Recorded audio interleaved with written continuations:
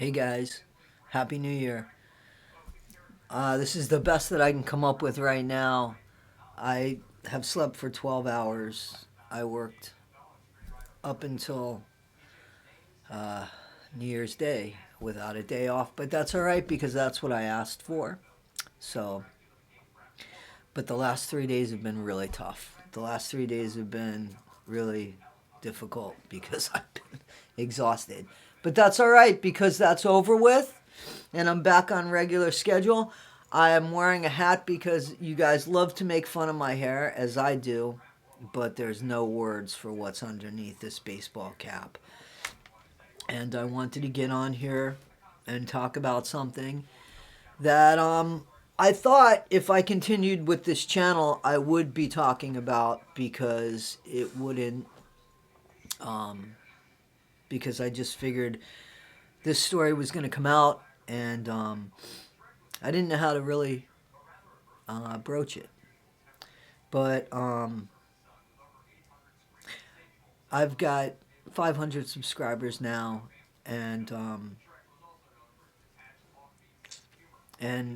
people are starting to see the channel, and I don't want to say that anybody's blackmailing me or anybody's gonna blackmail me or anybody's gonna um, do anything. Or there is a story that I want to share with you um, because I think it explains a lot about who I am. Of course, it would. Unfortunately, it's just not my story, right? So it's also my dad's story, and my dad's not here. As we know, my dad passed away, or my dad died from COVID in 2021. And we had a disconnection. And when I say a disconnection, I don't mean Scientology, I just mean a family thing that made my dad and I see two different ways. And nobody apologized to anybody.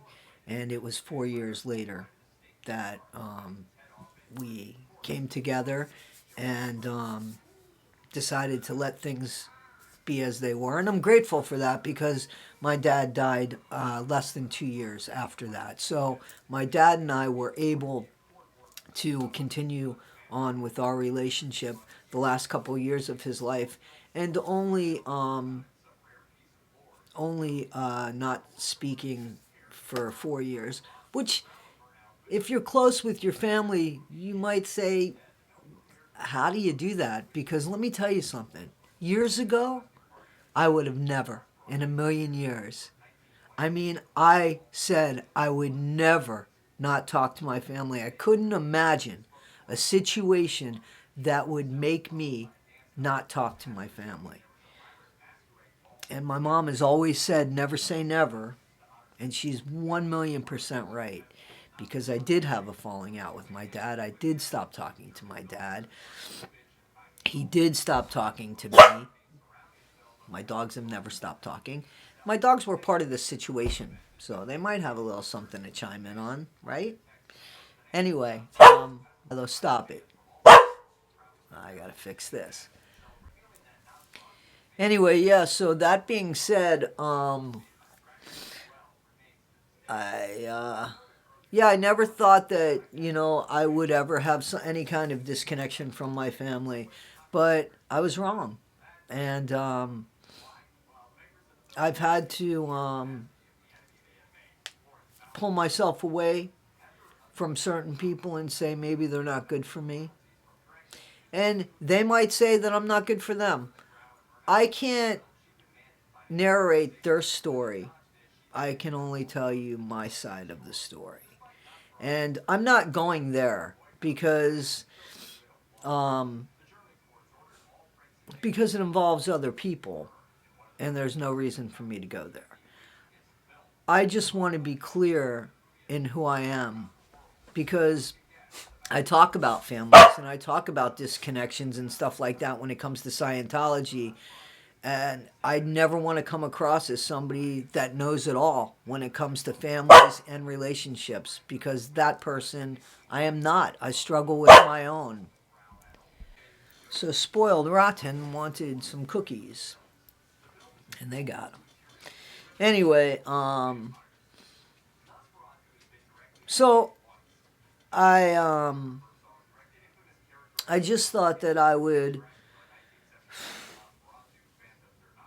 I guess I'm ready to just tell you a little bit because I don't want to be the person that shit comes out later and you're like, and I'm not sure that this really does, or let me be blunt, I'm not sure it's any of anybody's business, but I can see if it came out where people would say, but in the meantime, in all fairness, there's a part of this in one of my old videos, so it's not a secret. It's not a secret.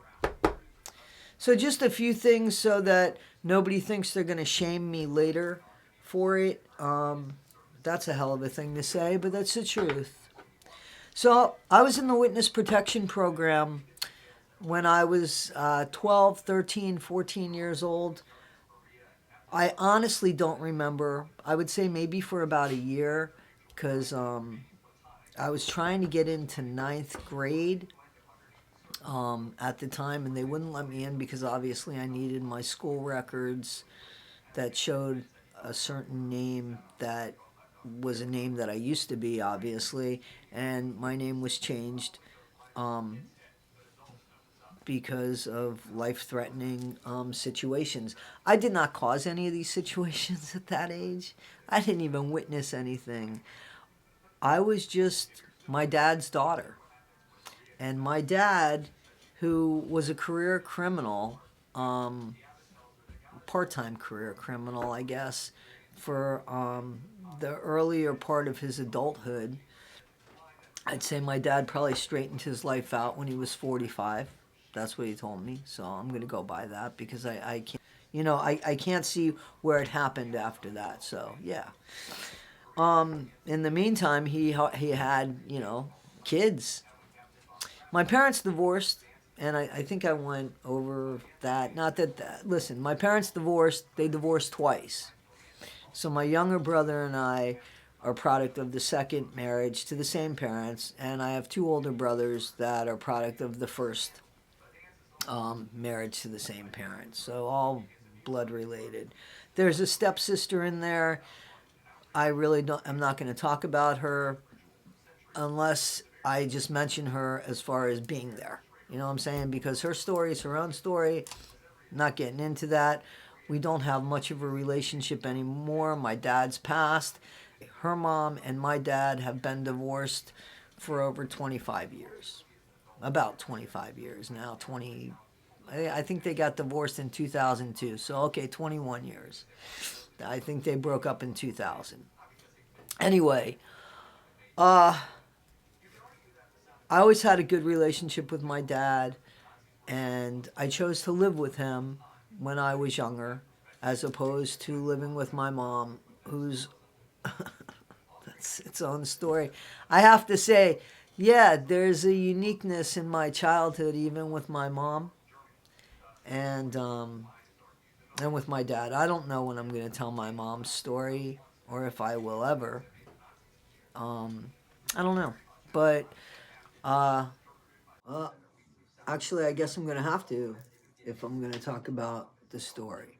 Because as I think about it, everything kind of pertains to who I am.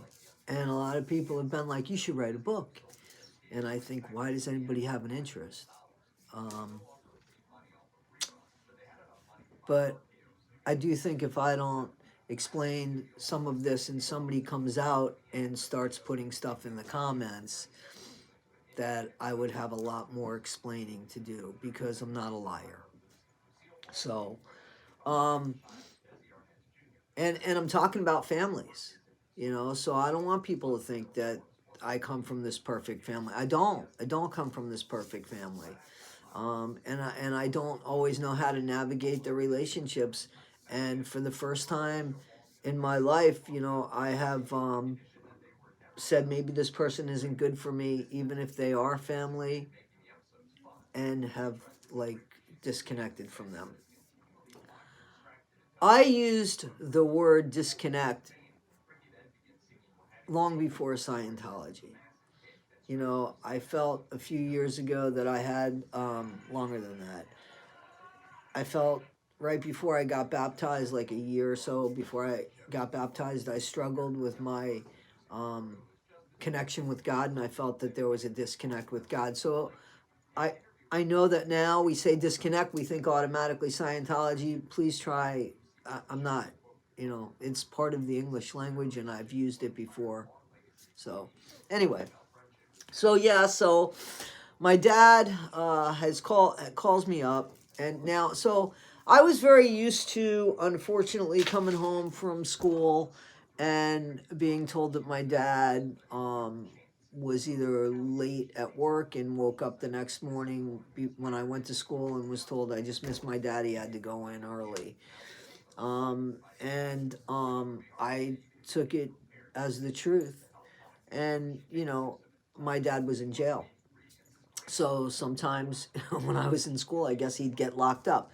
Now, my mom, who had four kids, and my dad didn't pay child support, and it might have been because some of his children didn't want to see him. That had nothing to do with me.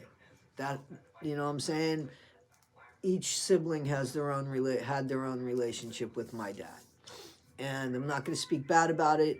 I just got done telling you guys I had a falling out with my dad. So I can understand why each and every one of my siblings, if they had a falling out with my dad, I can understand why. Um, Again, I'm just grateful that that was reestablished, our relationship was reestablished, and we knew what we meant to each other before my dad drew his last breath.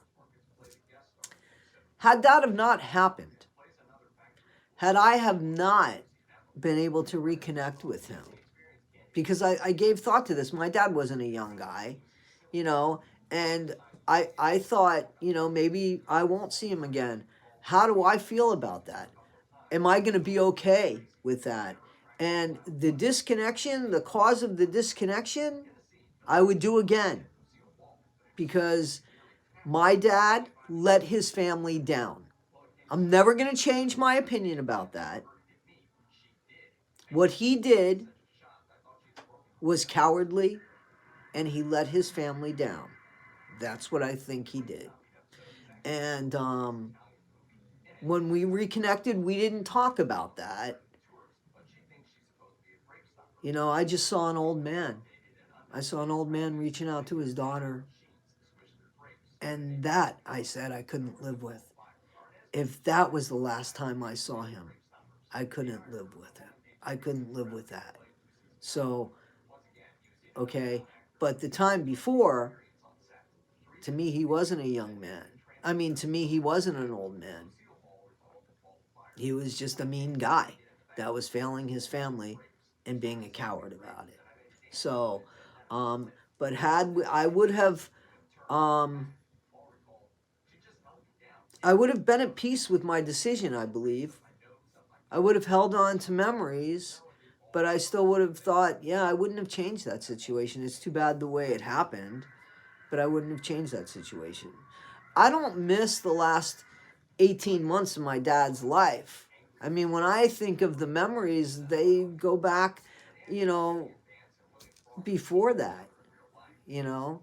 So I think that that would have happened, and the situation still would have been the situation.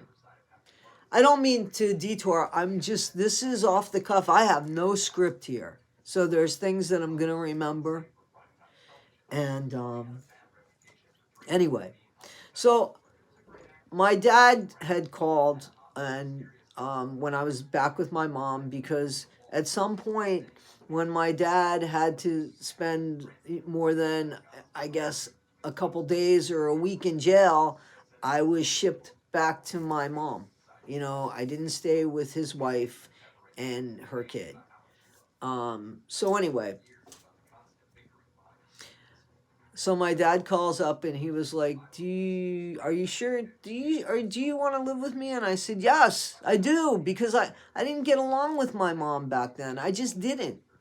And so my dad was like, "Are you sure that's what you want to do? You can't go back and forth." And I remember that standing out in my mind and me saying, "I didn't go back and forth. You weren't there. Like, I didn't ask to be shipped back here."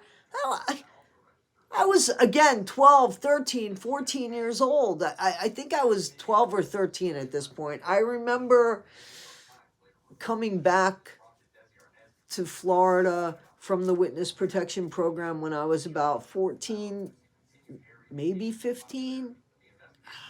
Anyway, so I remember it being peculiar, that sounding peculiar to me. And I remember saying to my dad, "Yeah, I'm going to go to North Shore High School." And so 14. And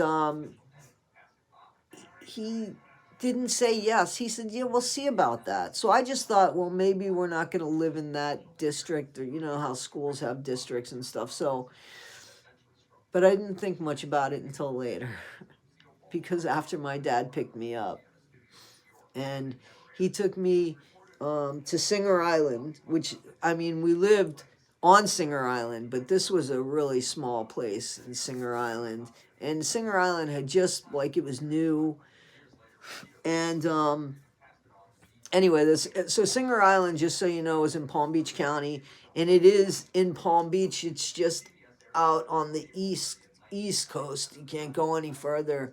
It's past A1A, so it's right on the water, you know. And so anyway, we went to this really small place, and my stepmom and my stepsister were there. I think that they went and picked me up from my mom's, which was about a 60-mile trip from West Palm Beach to the Hollywood, Florida area.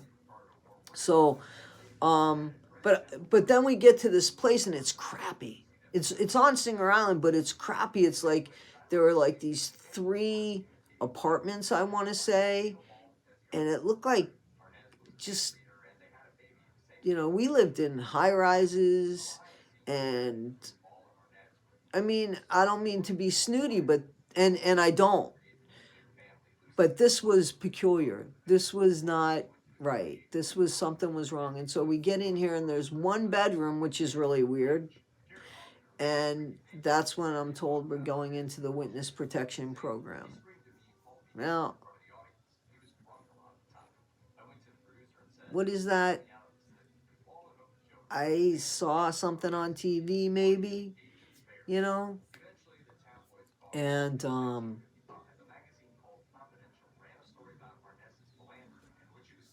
I remember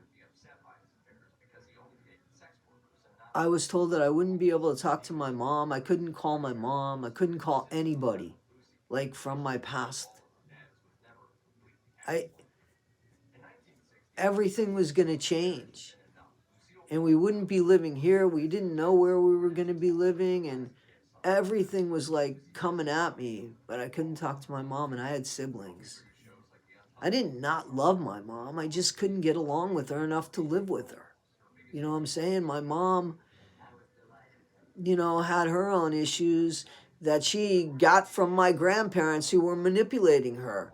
Her parents, my grandmother, her mother, my maternal grandmother, was a very strong-willed woman who manipulated a lot of people. I'm not saying she wasn't a good person. She was there. My dad failed as a dad, and my mom needed to go to my grandparents for help because my dad kind of left her, whether it be by jail, whether it be by just not paying bills. And my dad was he fooled around on my mom. I know that firsthand because he took me on a booty call. So when I was like 6, 7 years old. So I remember that. And then later he married the woman, like I wouldn't remember some redheaded woman. Anyway, what I'm saying is, it wasn't that I didn't love my mom or I didn't love my little brother. I mean, I felt more close to my little brother, but I also had relationships with, my older brothers as well, and my grandparents. So I was going to go live somewhere and I wasn't going to be able to call them for a long time. And if I wrote to them, I couldn't really write to them. I would have to write to like Washington, D.C. first. A lot of times I just gave the letter to my dad and he would give it to the U.S. Marshal. Because I know that I saw the U.S. Marshal about once a week.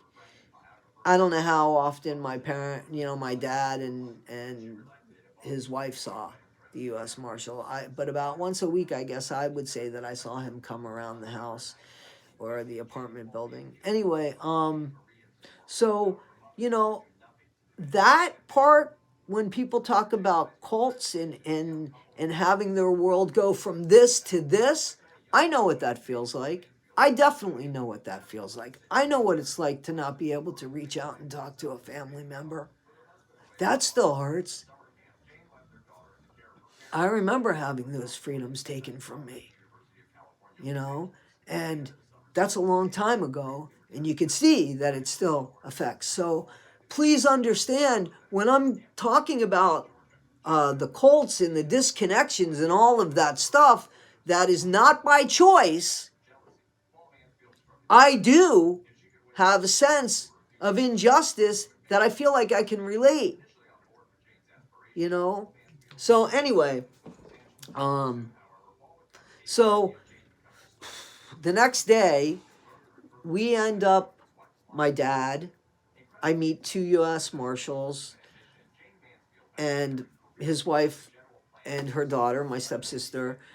We get taken on a plane to Baltimore, where my dad, I guess, turns in state's evidence. So here's what I know was told to me, just so we know, you know.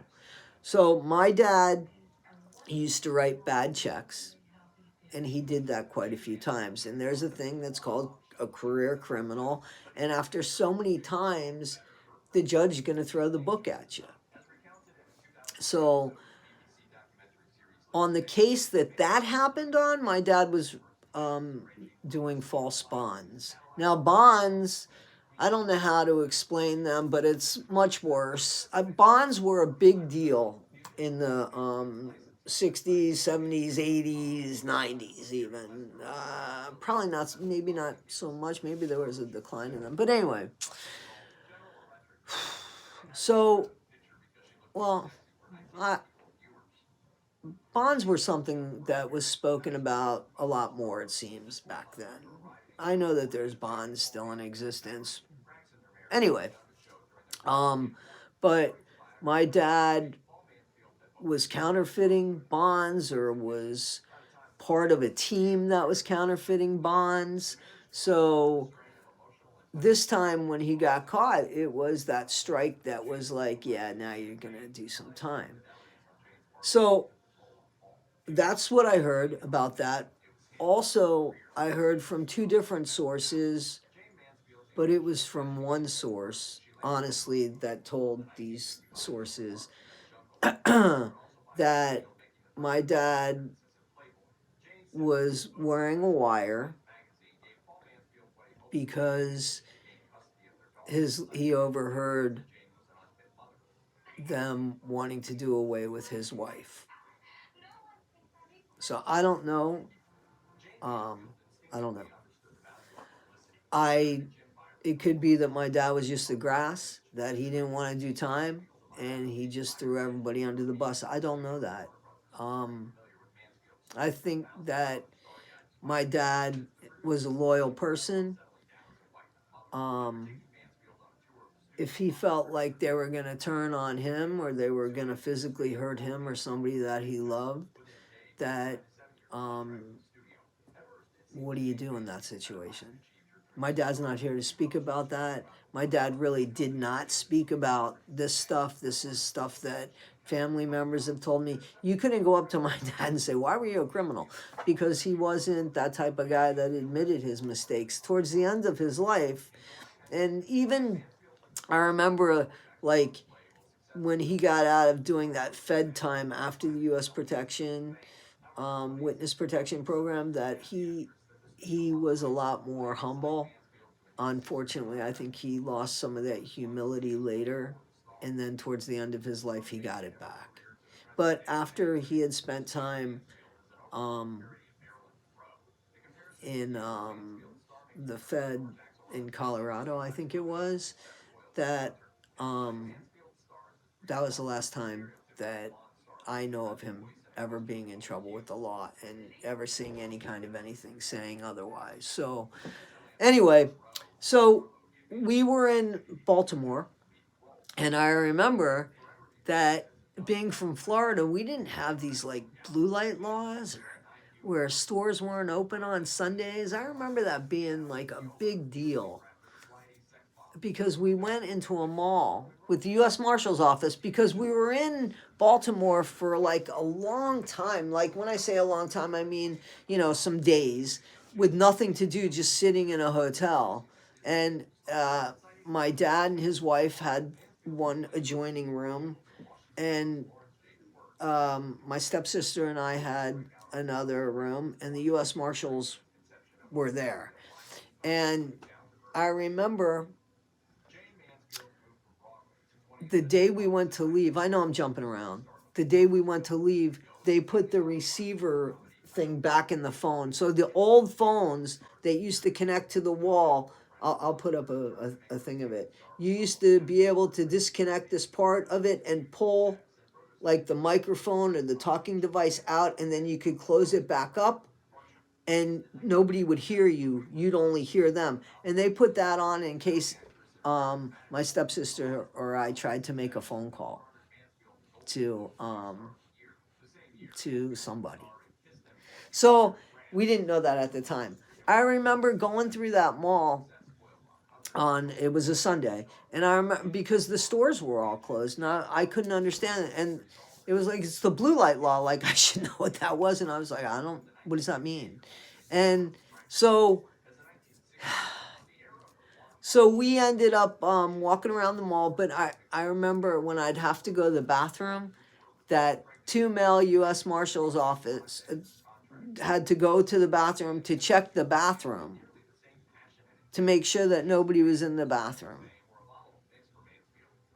So we had either one of them or two of them. There were times we had 3 or 4 U.S. Marshals, and there were times we had 2 U.S. Marshals. It was, and I don't, I remember feeling like a movie star, like they were checking the bathrooms. And then, I get older and it's like you look at things a little bit differently. So, anyway, so my dad turned state's evidence. And from my understanding, he was supposed to be off the hook, everything, brand new start and everything. Um, I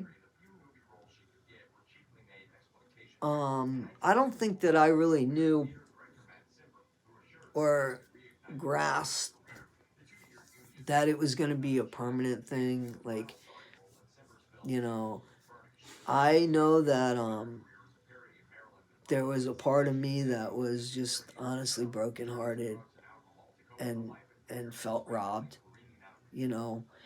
Um, but anyway, because I left my friends and family, and I start thinking about everything. Oh, what about my friends? Like, what about this and what about that? And I didn't really have the, I don't want to say self-confidence, but I don't think that I really did have the self-confidence to really, now I had to reinvent myself. Like this was all, I mean, like I didn't have brothers and another mother. Like when my story was going to change, my history was going to change. And I was supposedly from New York. Oh my God, things are just coming back to me as I'm talking about it. And I don't even know how many people are listening. Um, I'm happy to keep going on with this, but I have to take a shower and I would like to compose myself. So I'm going to go on with this. I'm just going to do this as a part one. I'm going to put it up there and give it a little bit of time, and I'll come up with, I'll come out of the shower and I'll hit you up with a part two. How's that? All right, guys. So this is Issues with Toddy One Skip, and I guess this is my skip. It's my story. If you want to hear about it, I'll continue on.